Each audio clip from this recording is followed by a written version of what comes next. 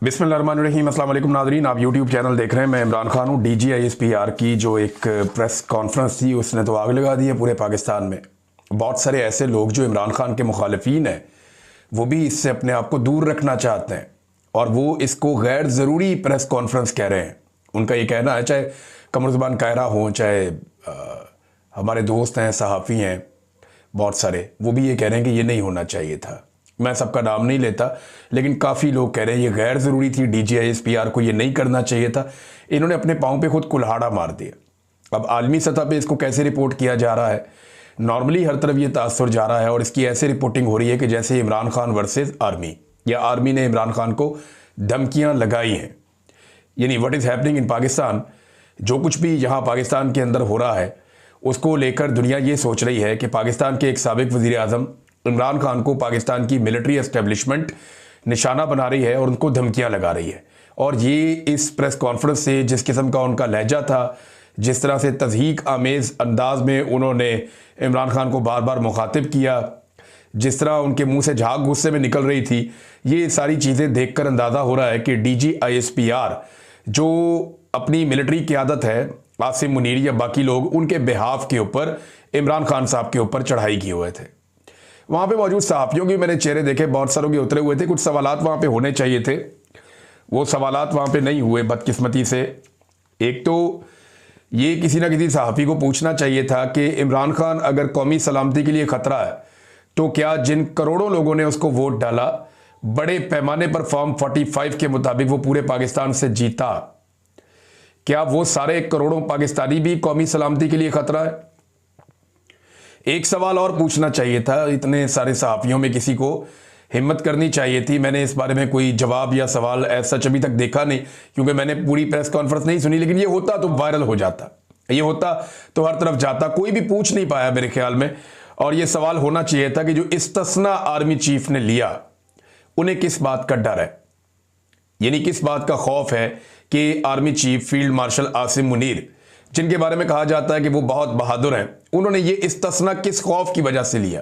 कौन सा ऐसा डर है जिसकी वजह से उन्होंने ताहयात इस्तिस्ना लिया कि सारी ज़िंदगी मेरे ऊपर कोई केस ना बने, मुझे एक दिन भी किसी मुकदमे का या जेल का सामना ना करना पड़े?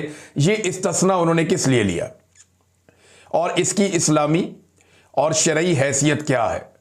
यानी सहाबा इकराम ने नहीं लिया, खुलफाए राशिदीन ने नहीं लिया, अंबिया इकराम ने नहीं लिया, किसी ने इस किस्म का इस्तिस्ना नहीं लिया जैसा इस्तिस्ना इस वक्त जो है वो आसिम मुनीर साहब ने ले लिया है।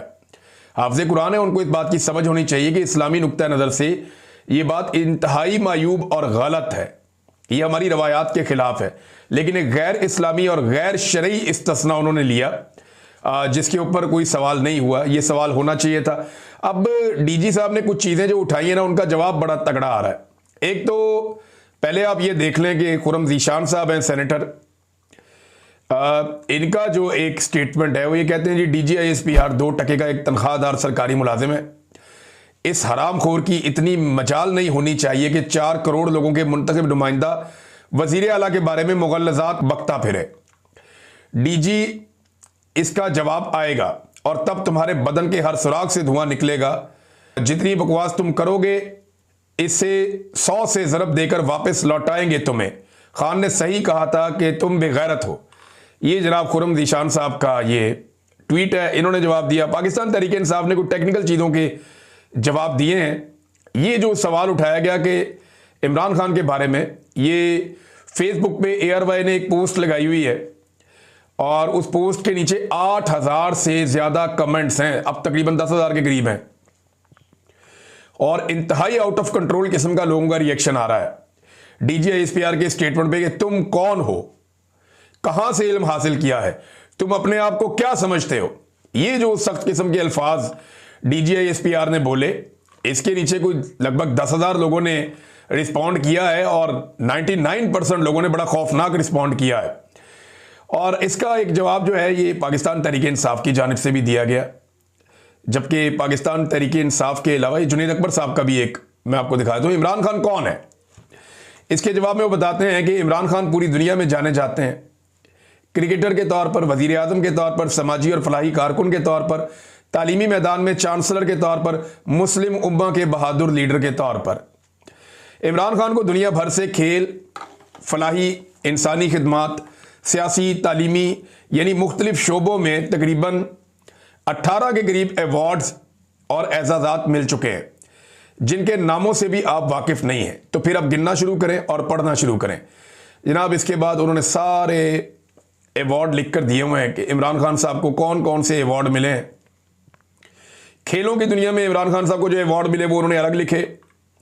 फिर फलाही और इंसानी खिदमात से मुतालिक इमरान खान साहब को जो अवार्ड मिले वो अलग लिखे। और उसके बाद जो सियासी और तालीमी और आलमी एजाज़ात जो इमरान खान साहब को मिले वो अलग मिले। यानी ऑक्सफोर्ड यूनिवर्सिटी का ये इमरान खान साहब जो है वो उसकी हॉल ऑफ फेम का भी हिस्सा रहे अलग से, और बहुत सारे अवार्ड उनको मिले 88 से ऑनवर्ड, बल्कि वो मिलते ही रहे उनको सारी ज़िंदगी। इमरान खान साहब को अवार्ड मिलते रहे हैं।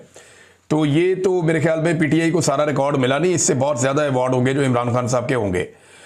अब नाजरीन, पाकिस्तान तहरीक इंसाफ ने एक और सख्त ट्वीट में भी जवाब दिया हमूदुर्रहमान कमीशन के हवाले से, जो एक रिपोर्ट है उस हवाले से।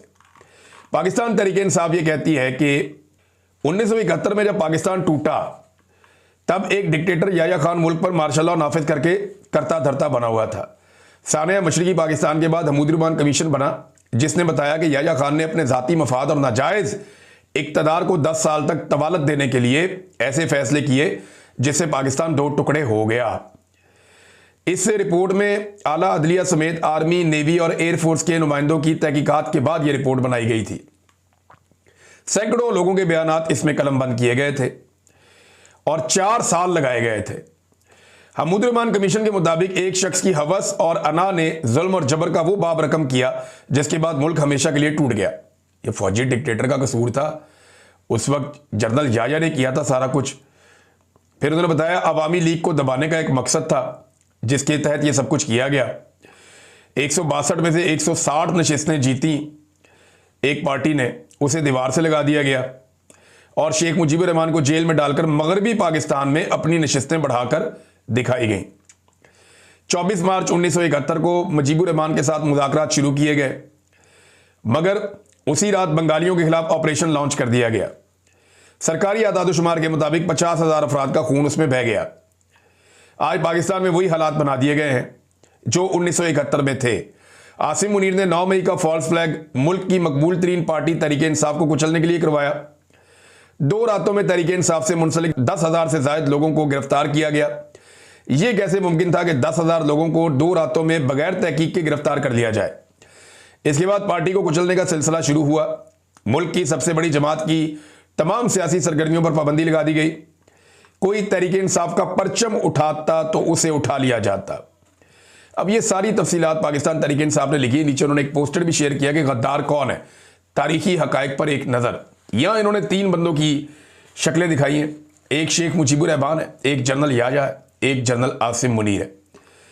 अच्छा, शेख मुजीब के नीचे लिखा है अवाम का मुंतखब नुमाइंदा, जनरल याह्या के नीचे लिखा है अवाम के वोट का गासिब, आसिम मुनीर के नीचे लिखा है अवाम के वोट का गासिब।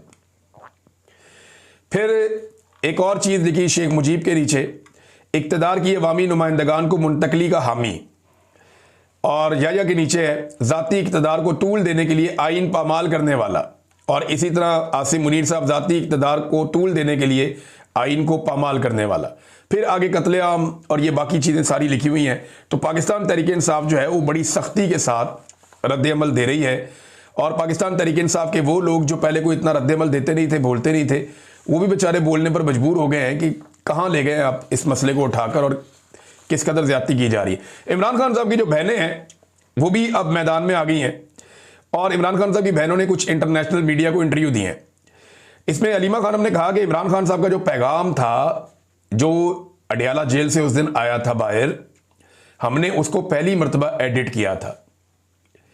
यानी इससे पहले कभी हमने उसको एडिट नहीं किया। इमरान खान जो हमें जेल में बताते थे वो हम बाहर आकर बता देते थे, लेकिन इस मरतबा ये हुआ कि इमरान खान ने जेल में इतनी ज़्यादा सख्त बातें की कि हमने उनको नरम किया। आसिम मुनीर से मुतालिक बातों को ख़ास तौर पे कि इनको नरम कर लेते हैं, लेकिन इसके बावजूद अगर आप वो ट्वीट देखें तो वो बड़ा सख्त ट्वीट था। लेकिन अलीमा खानम का ये मानना है कि क्योंकि इमरान खान की और हमारी मुलाकात जो है वो बग्ड होती है, यानी वहां पे उन्होंने सिस्टम लगाया हुआ रिकॉर्डिंग का और खुफिया आलात वहां पे नस्ब है, तो उनका ये मानना है कि वो जो रिकॉर्डिंग है वो कहीं आसिम मुनीर ने सुनी है और उसके रद्द-ए-अमल के तौर पे ये सब कुछ अब किया जा रहा है। फिर अलीमा खानम ने यह भी बताया कि हमें कहा जाता है कि दरमियानी रास्ता क्यों नहीं निकालते, तो हमने ये बताया कि इमरान खान 3 चीज़ों की बात करते हैं। नंबर 1 आइन की हुक्मरानी, नंबर 2 जमहूरियत, नंबर 3 इंसानी हुकूक। और ये तमाम मुतालबात इमरान खान अवाम के लिए करते हैं, अपनी ज़ात के लिए नहीं करते। तो इन चीज़ों पे आप आ जाएं, इमरान खान को अपनी ज़ात के लिए नहीं लेकिन पब्लिक के लिए बैठकर आप ये रास्ते निकाल सकते हैं। दरमियानी रास्ता यही है कि आइन की हुक्मरानी, जमहूरियत और इंसानी हुकूक। डॉक्टर उज़मा जो इमरान खान की बहन है, उन्होंने बताया कि इमरान खान का कहना है कि ज़हनी तशद्दुद जिस्मानी तशद्दुद से ज़्यादा खौफनाक है। इमरान खान हमें हमेशा पहले मुस्कुरा कर मिलते थे, लेकिन इस बार वो शदीद गुस्से में थे और तवील कैद तन्हाई में उन्हें रखा गया था, उसकी वजह से वो काफ़ी डिस्टर्ब थे। अच्छा, इसमें मैं आपको ये बताऊं, जब किसी को आप जाकर जेल में ये बताएं कि आपकी बहन को बालों से पकड़ के घसीटा गया और मारा गया है और वो आपकी बहन भी सबसे नरम और मासूम हो, तो फिर बहुत गुस्सा चढ़ता है एक भाई को। और ये वही रिएक्शन है जो इमरान खान साहब ने दिया, लेकिन उनकी बहनों ने एडिट करके, यानी उसको नरम करके आसिम मुनीर के बारे में स्टेटमेंट को बाहर निकाला। अब इमरान खान की बहनें कहती हैं कि शायद आसिम मुनीर साहब ने वो रिकॉर्डिंग सुनी है और उसके बाद ये रद्द-ए-अमल आया है। नौरीन खानम जो इमरान खान की बहन है, वो ये कहती है कि मुझे DG ISPR की प्रेस कॉन्फ्रेंस देखकर अफसोस और दुख हुआ। फौज के नुमाइंदे का कोई लेवल तो होना चाहिए, यानी आप तो ऐसे लगे हुए थे जैसे गली में कोई लड़ाई हो गई है और आप अपना गुस्सा निकाल रहे हो, तो ये नामुनासिब है। अच्छा, एक बात और अलीमा खानम ने कही, और ये उन्होंने जब ये बात कही तो इस बात को, यानी इंटरनेशनल मीडिया को बात करते हुए अलीमा खानम ने कहा, उन्होंने कहा जी कि इमरान खान हमसे कई मरतबा वाज़े तौर पर कह चुके हैं कि मेरे पास खोने के लिए कुछ नहीं, मेरा मकसद मेरी ज़ात से बहुत बड़ा है। वो कह चुके हैं कि मैं जेल में मरना पसंद करूंगा लेकिन इन फिरौनों के सामने नहीं झुकूंगा। वो जेल से हमारे ज़रिए पाकिस्तानियों के लिए भी पैगाम भेजते हैं कि अगर आप इस माफिया के गुलाम बने रहे तो ये आपकी आने वाली नस्लों को भी गुलाम बना लेंगे, इसलिए आपको अपने हुकूक के लिए लड़ना होगा। ये अलीमा खानम ने कहा। उन्होंने कहा जी इमरान खान ने कहा कि मेरी ज़ात से मेरा मकसद बहुत बड़ा है। ये है प्रॉब्लम, इसको ना सारे समझ लें कि इमरान खान ने वो फैसला कर लिया है जो एक दौर में जुल्फ़िकार अली भुट्टो ने कर लिया था। इमरान खान को अपना मकसद अपनी ज़िंदगी से ज़्यादा बड़ा महसूस होना शुरू हो गया है और इमरान खान ये भी कह चुके हैं कि मेरे पास खोने के लिए कुछ नहीं है, यानी मैंने तो दुनिया की हर चीज़ हासिल कर ली है, दुनिया के बेहतरीन अवार्ड मेरे पास है, दुनिया के वो लोग जिन्हें मिलने के लिए लोग कतारों में खड़े होते हैं वो मुझे मिलने के लिए कतारों में खड़े होते रहे। तो इमरान खान ने कहा कि उसने तो एक भरपूर ज़िंदगी जी ली और कामयाब, और अल्लाह रब्बुल इज़्ज़त ने उसे रोशनी भी दिखाई। उसके अंदर हम देखते हैं कि ईमान की भी ताकत बहुत ज़्यादा। अब तो एक ऐसा आदमी जिसने ज़िंदगी भरपूर जी ली हो और वो कौम का सबसे बड़ा हीरो हो, वो ये फैसला कर ले कि उसके पास खोने के लिए कुछ नहीं है, और अगर अब मौत भी आ जाती है इस मकसद में तो कोई फ़र्क नहीं पड़ता, वो मरने के लिए तैयार हो, तो उसका तो कुछ नहीं जाएगा। लेकिन आसिम मुनीर साहब को और बाकी सियासी लीडरों को यह सोचना चाहिए कि उनके पास खोने के लिए क्या कुछ है। आसिम मुनीर साहब ने एक मिसाल दी थी ना इंडिया पाकिस्तान की लड़ाई में, सिर्फ धमकाने के लिए, कि shining Mercedes versus dumping truck. इस पे मुझे बहुत बुरा भी लगा था। डंपर है जनाब पाकिस्तान एक, और इंडिया एक शाइनिंग चमकती हुई मर्सिडीज गाड़ी है। ये आपका और इमरान खान का फ़र्क है।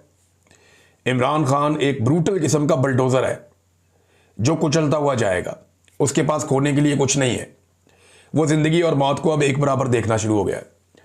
आसिम मुनीर साहब आप एक चमकती हुई मर्सिडीज़ हैं, और ये सारे जो बाकी सियासतदान हैं, इनके बच्चे, उनका करियर, वो सारा कुछ इस मुल्क के अंदर है। बाहर भाग जाएं तो बाहर भी इनको कोई जगह नहीं मिलेगी। अब तो सोचें आप लड़ किसके साथ रहे हैं। इमरान खान के पास खोने के लिए कुछ नहीं है। एस्टीमेट लगाइए कि आपके पास खोने के लिए क्या कुछ है।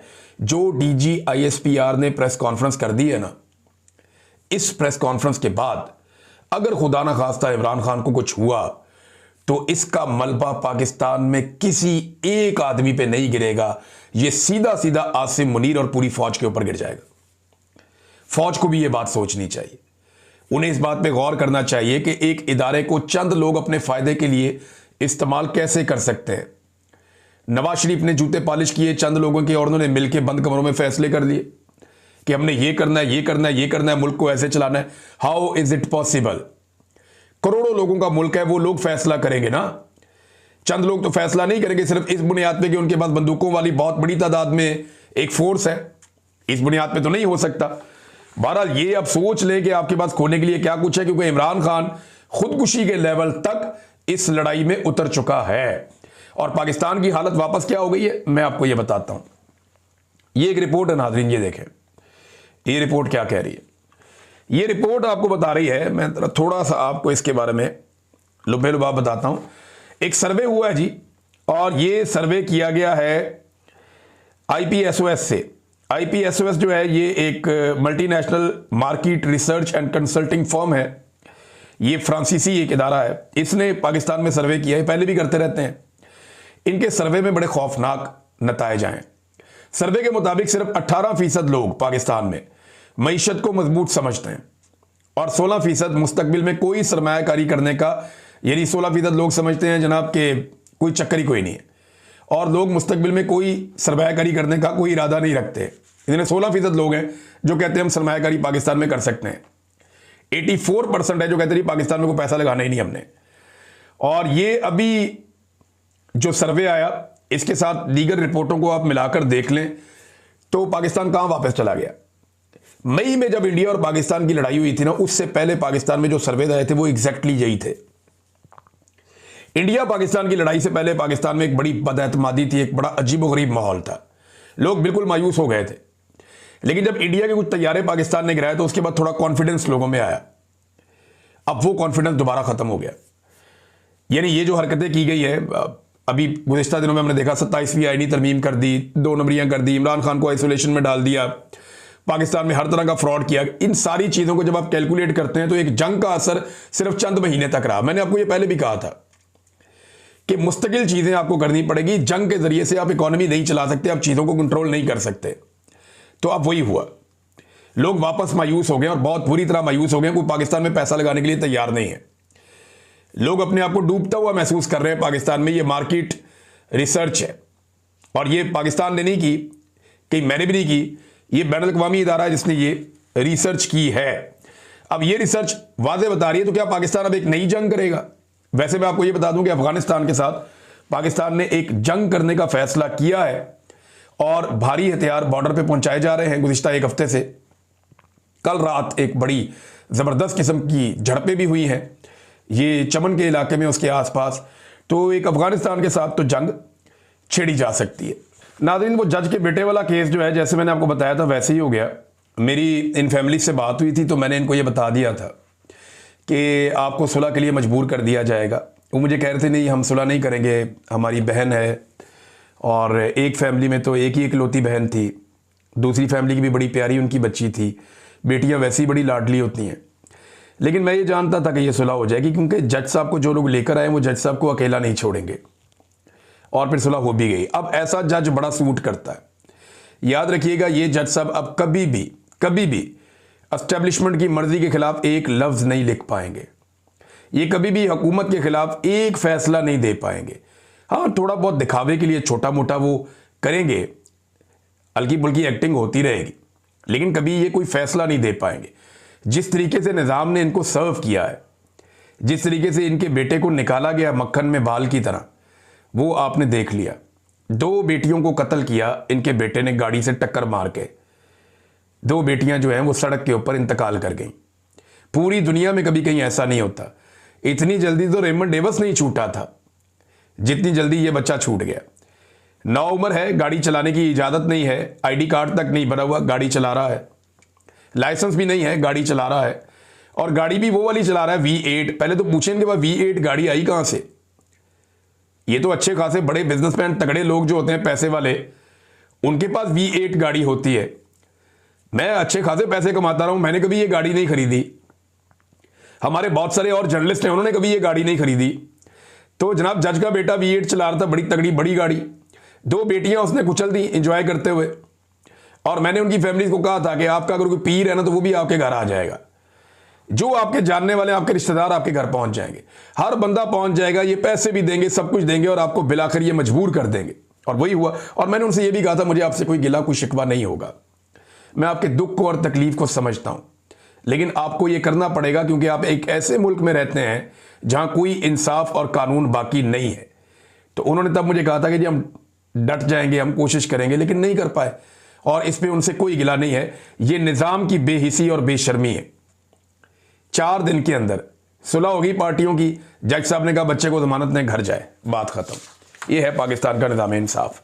अब तक के लिए इतना ही, अपना ख्याल रखिएगा, अपने इस चैनल का भी। अल्लाह हाफ़िज़।